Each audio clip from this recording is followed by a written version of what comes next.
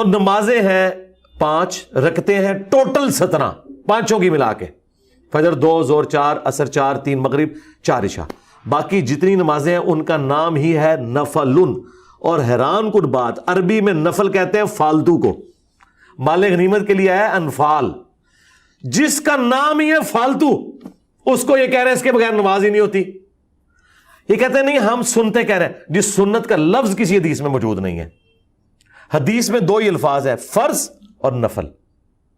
سنت فقہا کی ٹرم ہے کہ وہ نوافل جو نبی علیہ السلام نے ہمیشہ پڑھے، ہم کہتے ہیں یہ سنت موقدہ ہیں۔ یہ وہ فالتو ہے جو حضور شوق سے کیا کرتے تھے، فالتو ناٹ فرض۔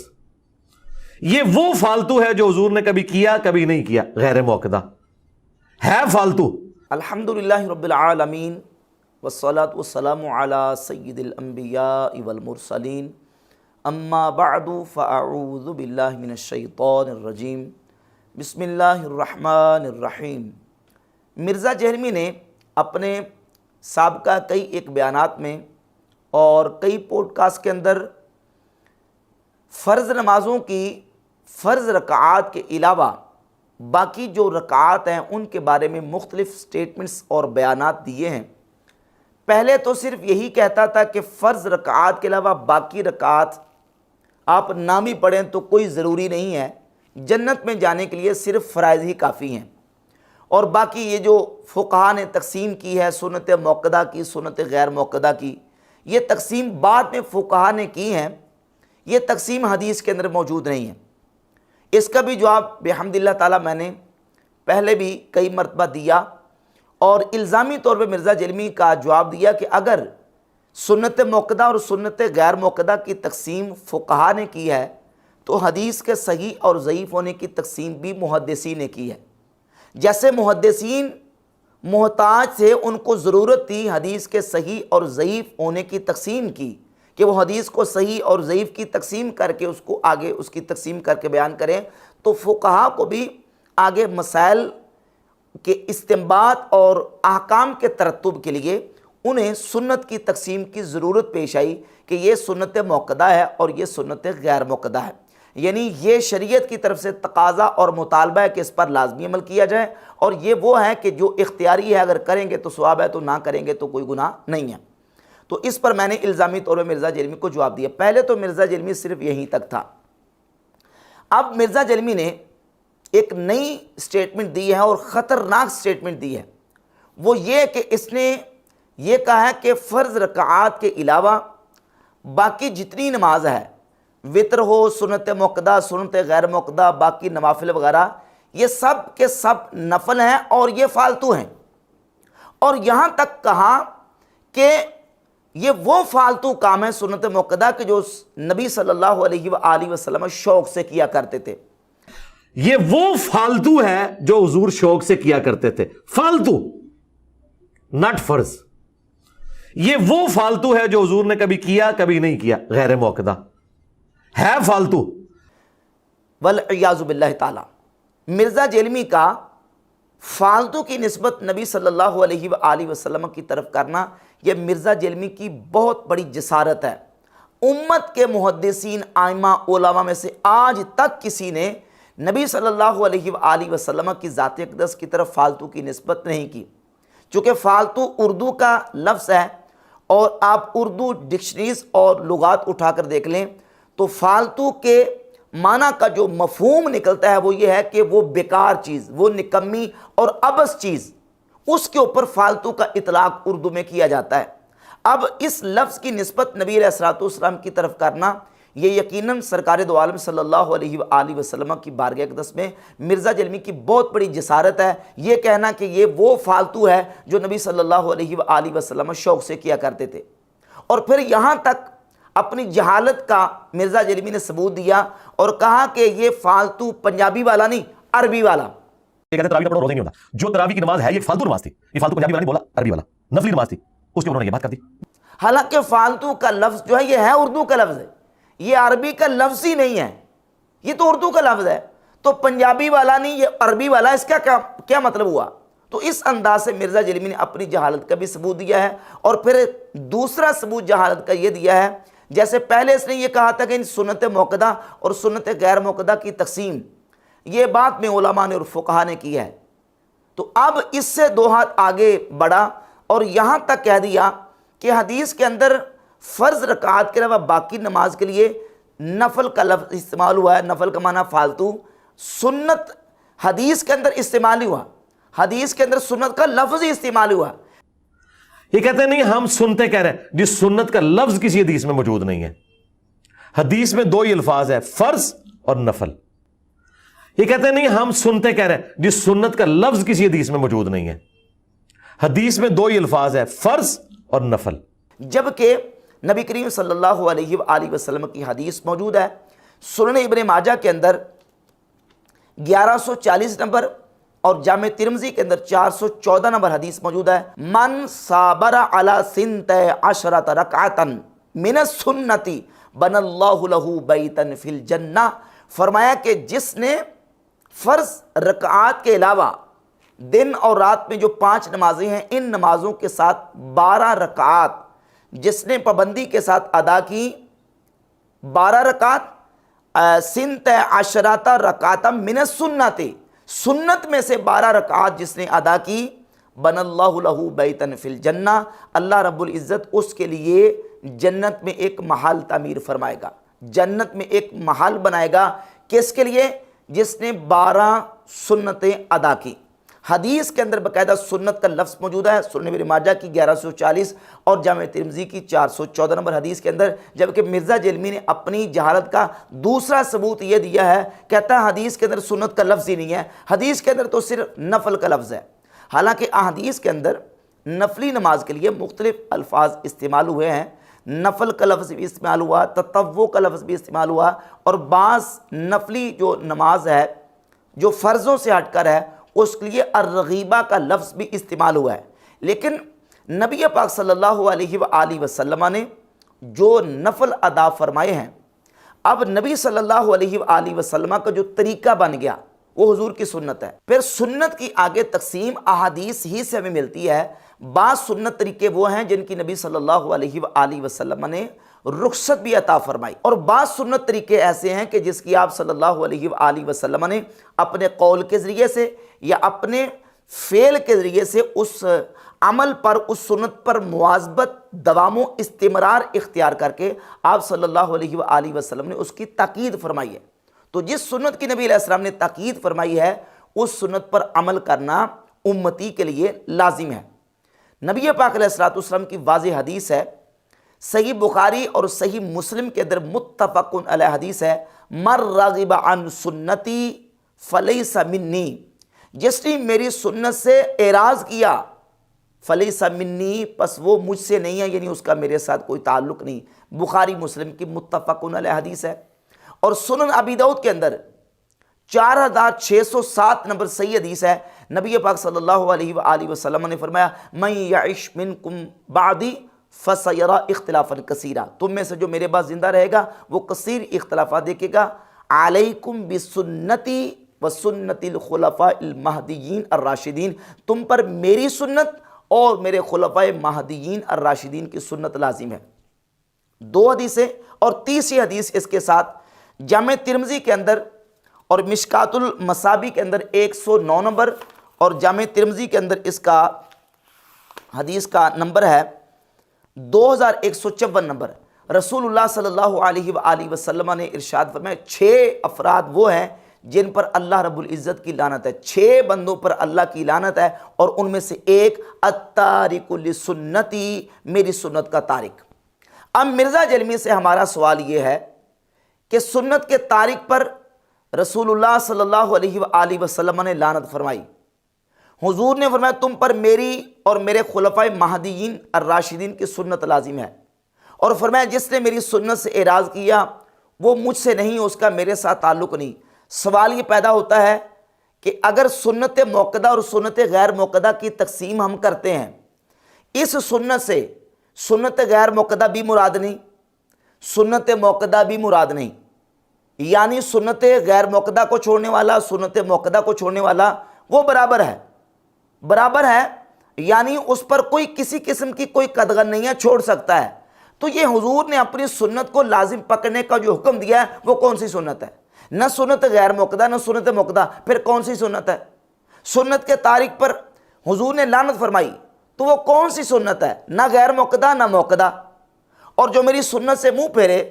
وہ مجھ سے نہیں ہے، وہ کون سی سنت؟ نہ موقدہ نہ غیر موقدہ۔ تو پیچھے سنت کا کون سا طریقہ رہ جاتا ہے جس کے اوپر یہ وعید جاری ہوگی اس کے تارک پر؟ تو لا محالہ ہمیں تقسیم کرنی پڑے گی کہ نبی پاک صلی اللہ علیہ وآلہ وسلم نے جس سنت کی تاکید ارشاد فرمائی ہے، اپنے قول کے ذریعے سے یا آپ علیہ السلام نے اپنے عمل کی اس پر مواظبت کر کے اس سنت پر عمل کرنا امتی کے لیے لازم ہے، اس کو چھوڑنے کی اجازت نہیں ہے۔ اب ہم جب دیکھتے ہیں فرض رکعات کے علاوہ باقی جتنی رکعات ہیں ان میں سے سب سے زیادہ اہم نماز وہ وتر کی نماز ہے، اور وتر کی نماز وہ نماز ہے جس کو ہمارے فقہائے احناف نے اصطلاحی طور پہ واجب قرار دیا ہے۔ واجب کے دلائل کیا ہیں وہ میں آپ کے سامنے بیان کرتا ہوں۔ اس سے پہلے ایک حدیث سن لیں، نبی پاک صلی اللہ علیہ وآلہ وسلم کی صحیح حدیث کی بہت ساری کتابوں میں سے جامع ترمذی میں 452 نمبر حدیث، اور یہ حدیث صحیح ہے، اور المستدرک الصحیحین میں امام حاکم اس حدیث کے لئے کیا ہے، آپ صلی اللہ علیہ وآلہ وسلم نے فرمایا ان اللہ امدکم بصلاۃ، فرمایا کہ اللہ تعالیٰ نے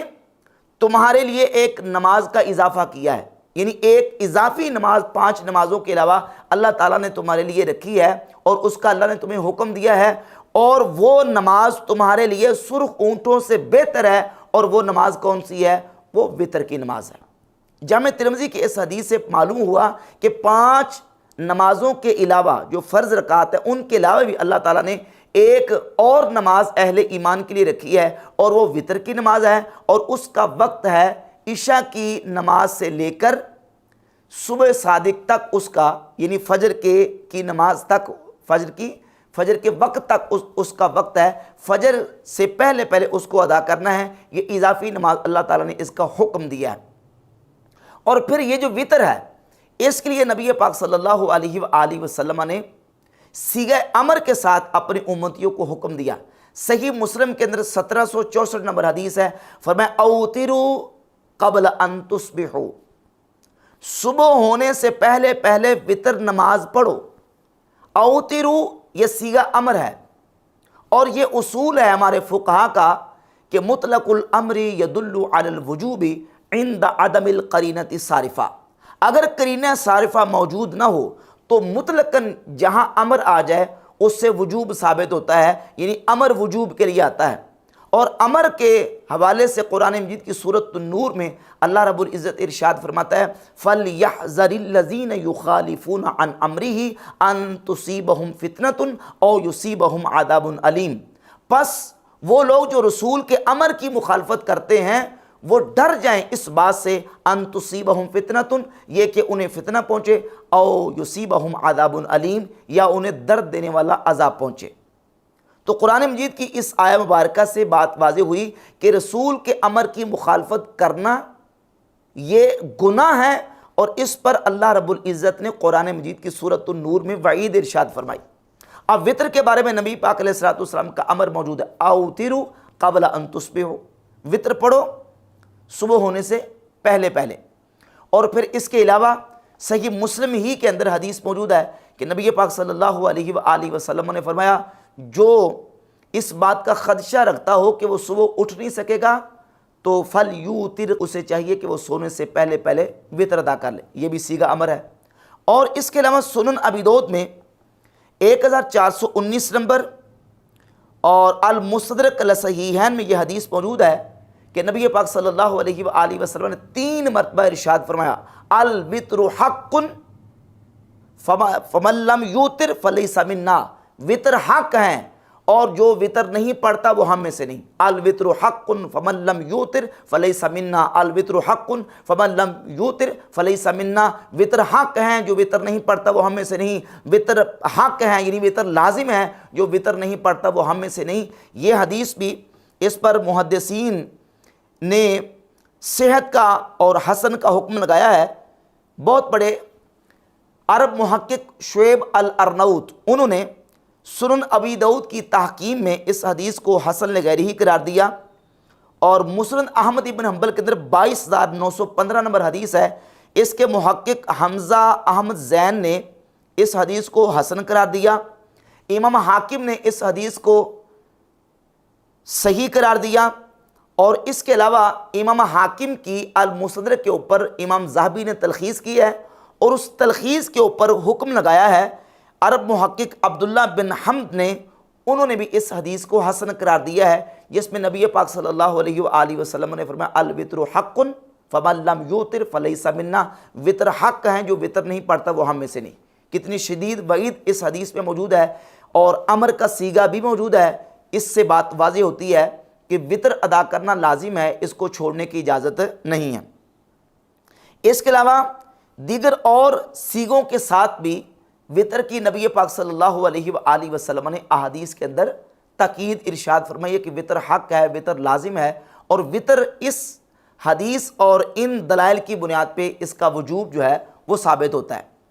وطر کے بعد باقی جو سنت رکعات ہیں ان میں سے سب سے زیادہ موقت جو نماز ہے وہ ہے فجر کی 2 رکعتیں فرضوں سے پہلے۔ ام المؤمنین سیدتنا عائشہ صدیقہ رضی اللہ تعالیٰ عنہ فرماتی ہیں نبی پاک صلی اللہ علیہ وآلہ وسلم جو نوافل ادا فرمایا کرتے تھے، ظاہر حضور تو نوافل پڑھتے تھے، لیکن ان نوافل کے اوپر آپ صلی اللہ علیہ وآلہ وسلم نے جب مواظبت اختیار کی، دوام اختیار کیا، استمرار اختیار کیا، یا آپ نے قولاً اس کی تاکید فرمائی، وہ نفل ہمارے لیے سنت موقدہ اور لازم قرار پائے۔ ام المؤمنین سیدہ عائشہ رضی اللہ تعالیٰ عنہ فرماتی ہیں، صحیح بخاری کے اندر فرماتی ہیں کہ فجر کی 2 رکعتیں یہ وہ نماز ہے لم یکن یدعوہما ابدا، نبی صلی اللہ علیہ وآلہ وسلم نے یہ نماز کبھی بھی ترک نہیں فرمائی۔ حضور اس قدر اس پر مواظبت فرماتے تھے، حضور نے کبھی اس کو ترک نہیں فرمایا۔ اور ایک اور حدیث سیدہ عائشہ فرماتی ہیں لم یکن علی شیء من النوافل اشد معاہدۃ منہ علی الرکعتین قبل الصبح، نبی صلی اللہ علیہ وآلہ وسلم صبح سے پہلے جو 2 رکعات ہیں ان پر اس قدر حضور مواظبت فرماتے تھے کہ نوافل میں سے اتنی مواظبت اور اتنا حضور نے پابندی کے ساتھ کسی نفل کو ادا نہیں فرمایا۔ اور سنن ابی داؤد کے اندر 1253 نمبر حدیث کے اندر ہے لا تدعوا اربعا قبل صلاۃ الظہر ورکعتین قبل صلاۃ الغداۃ، نبی صلی اللہ علیہ وآلہ وسلم نے ظہر کی نماز سے پہلے 4 رکعات اور فجر کی نماز سے پہلے 2 رکعات حضور اس کو کبھی ترک نہیں فرمایا کرتے تھے۔ اور المعجم الاوسط کے اندر 7457 نمبر حدیث ہے لم ارہ ترک الرکعتین قبل صلاۃ الفجر فی سفر ولا فی حضر ولا صحت ولا سقم، نبی پاک علیہ الصلوۃ والسلام کو میں نے کبھی نہیں دیکھا کہ حضور نے کبھی فجر سے پہلے 2 رکعات ترک فرمائی ہوں، نہ سفر کی حالت میں، نہ حضر کی حالت میں، نہ کبھی جو ہے وہ صحت کی حالت میں، نہ کبھی مرض کی حالت میں۔ نبی صلی اللہ علیہ وآلہ وسلم فجر سے پہلے 2 رکعتیں کبھی بھی ترک نہیں فرماتے تھے۔ اور صحیح بخاری کی میں نے آپ کے سامنے حدیث 1152 پڑھی ہے، فرماتی لم یکن یدعوہما ابدا، حضور نے ان کو کبھی بھی ترک نہیں فرمایا۔ نبی پاک صلی اللہ علیہ وآلہ وسلم کے اس قدر ان جو 2 رکعتیں فجر سے پہلے ان پر مواظبت اور دوام کے ساتھ عمل تھا۔ اچھا، ایک اس سلسلہ میں ایک اور حدیث جو کہ صحت کے اعتبار سے درجہ صحت کو نہیں پہنچتی، کمزور روایت ہے اور اس پر محدثین نے کلام کیا، لیکن ان تمام احادیث اور روایت کو سامنے رکھ کر اس مضمون سے اور حدیث کا جو معنی ہے نا، معنی کی صحت سے اس کو تقویت ملتی ہے، اور وہ حدیث سنن ابی داؤد کے اندر 1258 نمبر ہے۔ نبی پاک صلی اللہ علیہ وآلہ وسلم نے فرمایا لا تدعوہما وان طردتکم الخیل، فرمایا کہ فجر سے پہلے 2 رکعتیں کبھی ترک نہ کرو، لا تدعوہما، ان کو نہ چھوڑو، وَإِن تَرَدَكُمُ الْخَيْلُ، اگرچہ تمہیں گھوڑے اپنے پاؤں تلے روند کیوں نہ ڈالیں۔ یہ روایت سند کے اعتبار سے کمزور ہے، لیکن جو بخاری شریف سے، سنن ابی داؤد اور دیگر کتب احادیث سے میں نے آپ کے سامنے احادیث رکھی ہیں، ان احادیث کے مضمون سے، ان کے معنی سے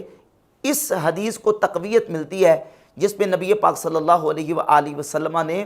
جو ہے وہ فجر کی 2 رکعتیں چھوڑنے سے منع فرمایا۔ تو ان احادیث سے یہ بات معلوم ہوئی کہ ہر جو نفل ہے اس کا درجہ ایک جیسا نہیں ہے۔ جو نوافل آپ صلی اللہ علیہ وآلہ وسلم نے مواظبت اور دوام کے ساتھ اختیار فرمائے وہ آپ کی سنت موقدہ بن گئی، اور آپ صلی اللہ علیہ وآلہ وسلم نے اپنی سنت سے اعراض کرنے والے، سنت کے ترک کرنے والے سے حضور نے جو ہے وہ ناراضگی کا اظہار فرمایا، اور یہاں تک فرمایا کہ وہ ہم میں سے نہیں، اور سنت کو نبی علیہ السلام نے اپنی امت پر لازم قرار دیا ہے، اور جس پر رسول اللہ صلی اللہ علیہ وسلم کا امر بھی آ جائے، امر جو ہے وہ وجوب کا تقاضا کرتا ہے اگر قرینہ صارفہ موجود نہ ہو۔ اس سے پتہ چلتا ہے کہ وطر بھی لازم ہے، اگر کوئی شخص وطر نماز بلا عذر شرعی ترک کرتا ہے تو وہ گناہگار ہوگا، اور اس کے علاوہ سنت موقدہ بھی لازم ہے، اور اس کے علاوہ دن اور رات کے اندر جو 5 نمازیں ہیں ان کے ساتھ جو 12 رکعات ہیں، یعنی 2 فجر سے پہلے، 4 ظہر سے پہلے، اور 2 ظہر کے بعد، 2 مغرب کے بعد، اور 2 عشاء کے بعد، یہ جو سنت نماز ہے نبی پاک صلی اللہ علیہ وآلہ وسلم نے اس کی فضیلت بیان فرمائی۔ ام المؤمنین سیدتنا عائشہ صدیقہ رضی اللہ تعالیٰ عنہ بھی اس حدیث کی راوی ہیں، اور سیدہ ام حبیبہ رضی اللہ تعالیٰ عنہ بھی اس حدیث کی راویہ ہیں کہ نبی پاک صلی اللہ علیہ وآلہ وسلم نے ارشاد فرمایا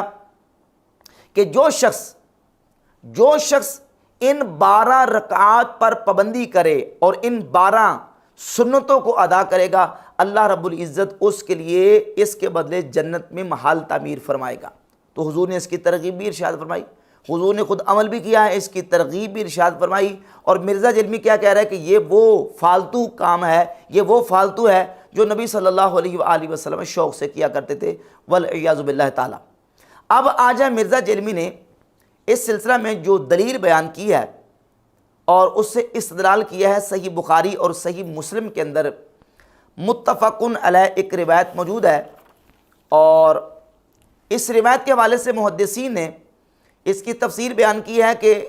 نبی صلی اللہ علیہ وسلم کی بارگاہ اقدس میں ایک عرابی آئے۔ یہ آنے والا جو عرابی تھا یہ ایک ہی واقعہ ہے یا یہ مختلف واقعات ہیں؟ اور یہ آنے والے شخص کا نام کیا تھا؟ تو اس میں صحابہ میں سے سیدنا ابو ہریرہ، حضرت طلحہ بن عبید اللہ اور حضرت ابو ذر غفاری رضی اللہ تعالیٰ عنہ مجمعین، یہ 3 صحابہ اس واقعے کو روایت کرتے ہیں۔ اور اس واقعے کے اندر جس آدمی کے، جس عرابی کے آنے کا ذکر موجود ہے اس کا نام بھی شارحین نے لکھا۔ بعض نے کہا کہ اس کا نام دمام بن ثعلبہ، بعض نے کہا کہ اس کا نام سعد بن الاخرم، اور بعض روایات کے اندر آتا ہے کہ وہ اہل نجد میں سے ایک شخص تھا جو نبی صلی اللہ علیہ وسلم کی بارگاہ اقدس میں آیا۔ صحیح بخاری کے اندر 1397، صحیح مسلم میں 107، صحیح بخاری میں 46 نمبر، 1891 نمبر، 2678 نمبر اور 6956 نمبر، اور صحیح مسلم میں 100 نمبر، اور موطا امام مالک کی دیگر کتب حدیث کے اندر یہ مختلف مقامات پہ اس کے مختلف طرق، مختلف الفاظ کے ساتھ موجود ہیں، جن کا خلاصہ اور مضمون یہ ہے کہ نبی پاک صلی اللہ علیہ وسلم کی بارگاہ اقدس میں ایک شخص آیا، تو اس عرابی نے نبی صلی اللہ علیہ وآلہ وسلم سے آ کے اسلام کے بارے میں پوچھا، تو آپ صلی اللہ علیہ وآلہ وسلم نے انہیں فرض نمازوں کا حکم دیا اور فرض روزوں کا حکم دیا، فرض زکوٰۃ کا حکم دیا۔ تو انہوں نے پوچھا کہ حضور اس کے علاوہ بھی میرے اوپر ہے؟ تو آپ صلی اللہ علیہ وآلہ وسلم نے ان کو فرض کی تاکید فرمائی کہ تم فرض نماز پڑھو، فرض روزہ رکھو اور فرض زکوٰۃ ادا کرو۔ تو وہ شخص نبی صلی اللہ علیہ وسلم کی بارگاہ اقدس میں عرض گزار ہوئے کہ اے اللہ کے رسول، اس ذات کی قسم جس نے آپ کو عزت عطا فرمائی ہے، لا ازید علی ھذا ولا انقص، میں اس میں کچھ اضافہ بھی نہیں کروں گا اور نہ اس میں کچھ کمی کروں گا۔ اور پھر وہ حضور کی بارگاہ سے چلے گئے۔ نبی پاک علیہ السلام نے صحابہ کرام سے فرمایا افلح ان صدقہ، یہ شخص فلاح پا گیا، کامیاب ہو گیا اگر اس نے سچ کہا ہے، یعنی اگر یہ اس پر قائم رہا تو یہ شخص فلاح پا جائے گا، کامیاب ہو جائے گا۔ اب اس واقعے کو پیش کر کے مرزا جیلمی نے اس سے استدلال کیا کہ دیکھیں اس کو نبی علیہ السلام نے عرابی کو صرف فرائض، فرض نماز، فرض روزہ اور فرض زکوٰۃ کا حکم دیا تھا،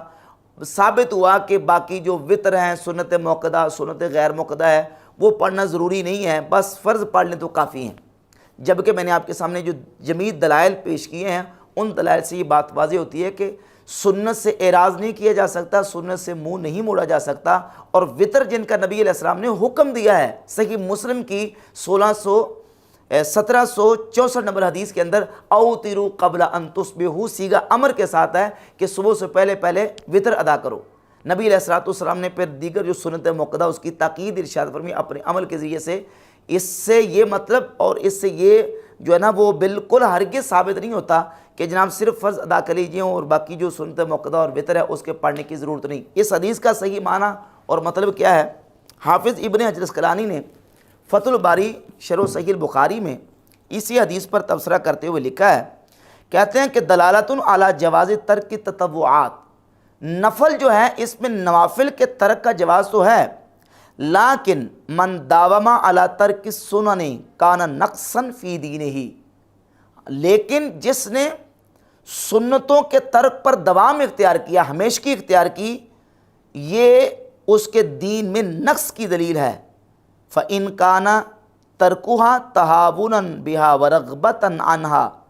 پس اگر یہ اس کا ترک سنتوں کا سستی کی وجہ سے اور بے رغبتی کی وجہ سے ہے، كَانَ ذَلِكَ فِسْقًا، تو یہ فسق ٹھہرے گا۔ یعنی لورود الوعید علیہ حیث قال صلی اللہ علیہ وآلہ وسلم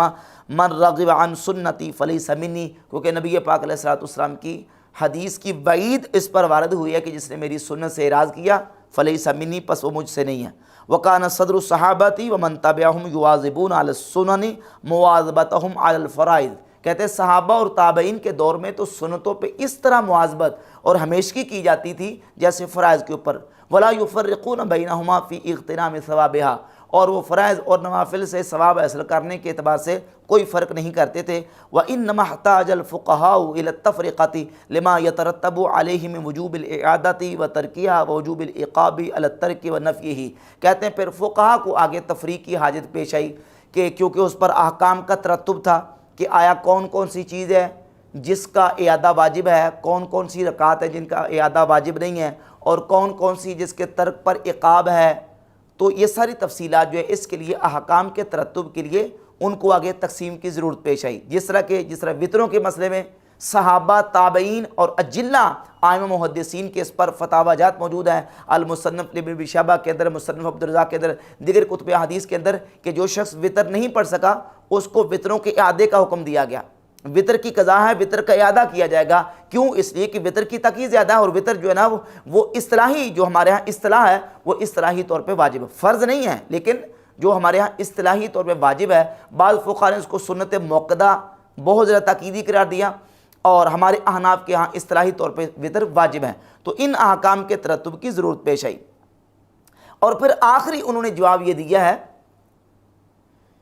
اس واقعہ کے حوالے سے امام ابن حجر اسقلانی نے، کہ اس اعرابی کو نبی علیہ السلام نے جو